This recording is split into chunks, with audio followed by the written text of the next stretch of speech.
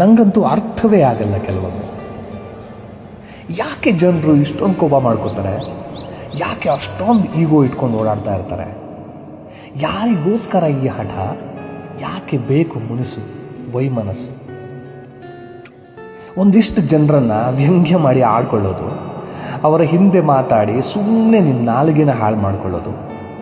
ಯಾಕೆ ಇಡೀ ಶಾಪ ಹಾಕೋದು? ಯಾಕೆ ಅವರು ಹಾಳಾಗೋಗ್ಲಿ, ನಾವು ಮಾತ್ರ ಚೆನ್ನಾಗಿರಬೇಕು ಅಂದ್ಕೊಳ್ಳೋದು? ಲೆಟ್ಸ್ ಸ್ಪ್ರೆಡ್ ಲವ್ ಅಲ್ಲ.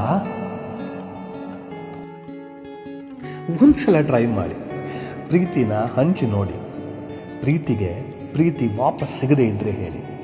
I'll bet you that you will get more than what you gave. ಕೋಪ ಬರೋದು ಸಹಜ, ಆದರೆ ಕೋಪ ಬಂದಾಗ ನೀವು ತೆಗೆದುಕೊಳ್ಳೋ ನಿರ್ಧಾರ ನಿಮಗೆ ಯಾವತ್ತೂ ಹಿತ ಅನಿಸಲ್ಲ. ಕೋಪ ಬಂದಾಗ ಸ್ವಲ್ಪ ತಾಳ್ಮೆ ತಗೊಳ್ಳಿ.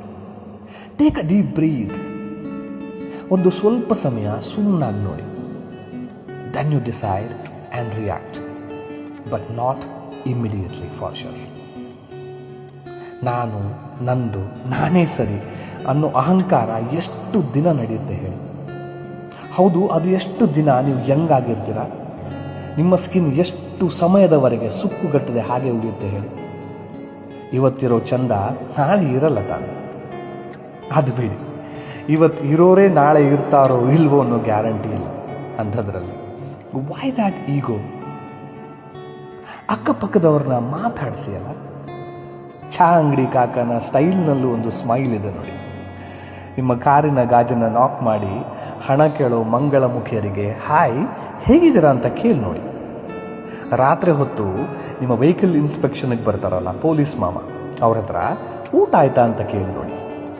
ಯಾವ ಏರಿಯಾ ಸಾರ್ ಅಂತ ಆಟೋ ಅಣ್ಣನ ಒಂದ್ಸಲ ಕೇಳಿ ನೋಡಿ ಅಲ್ಲ.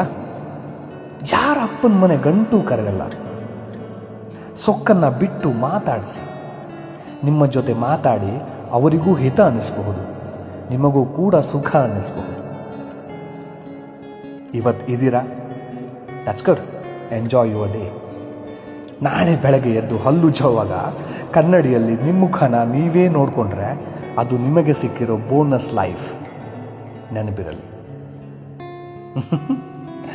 Have a good day. Don't forget to spread love. Keep smiling.